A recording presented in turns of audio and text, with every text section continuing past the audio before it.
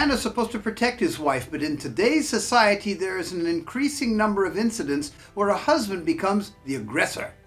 This creates an atmosphere of fear and even physical and emotional danger for the wife.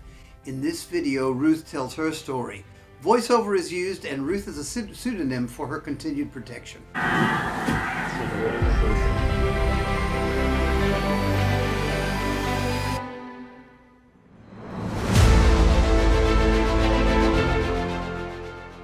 What advice would you give a person who might not realize that they are being abused? Well, this is an interesting subject. No, it's a good question. I mean, are they a believer or not? Any person who's being abused. I don't believe that whether a person goes to church or not should be a differential point. I think any person who's being abused is being abused. Yes, but it's more complicated when you go to church for a believer, because then you've got the scriptures laying on top of everything else. But if I didn't have all those scriptures going through my head, I would have realised I was abused a lot earlier, which is why I asked the question.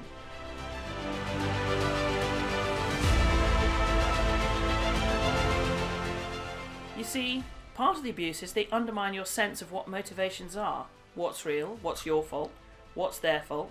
They just play games with the whole thing.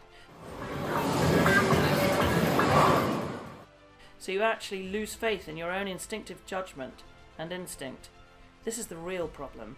Common sense. Yes, you lose sight of things because this is part of the abuse you see. So it's not really such a simple question. It sounds simple, but it really isn't.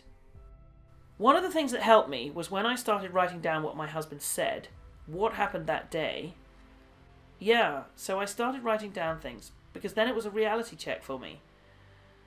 No, he actually did say that. Yes, he did. Either that or I'm a completely insane person. He's telling me he didn't say that. He's telling me it's my fault. But actually writing it all down, that really helped me get a grip. It was really difficult because he undermined my understanding of everything, you see. So even my link to God was undermined. So I didn't know when I was hearing from God and when I wasn't. It was really difficult.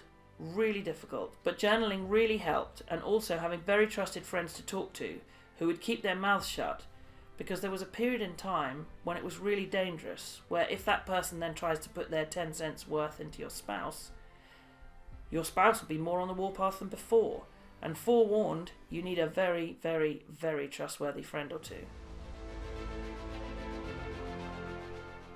And I would say definitely go and speak to people that are experiencing abuse, that will tell you if you're being abused, or at least give you guidelines. What is abuse? I would also say, look up stuff online, but do it from a library. Don't do it from your home computer, because I used to get checked up on everything I looked at. Phone logs and everything. Kind of like being a prisoner, isn't it? Oh yeah, it was like being a prisoner towards the end. It was horrible. But it's so incremental, you don't really realise it's happening, you see. And you're complicit in a way by wanting the idea of the marriage to work. Overriding your sense of being harmed, you can be a victim of your own malignant optimism.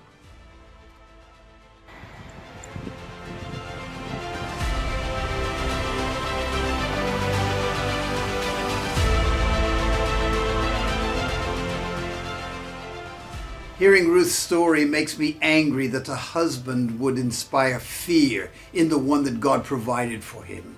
If you suspect abuse, go to restoredrelationships.org for more information on how you can seek help.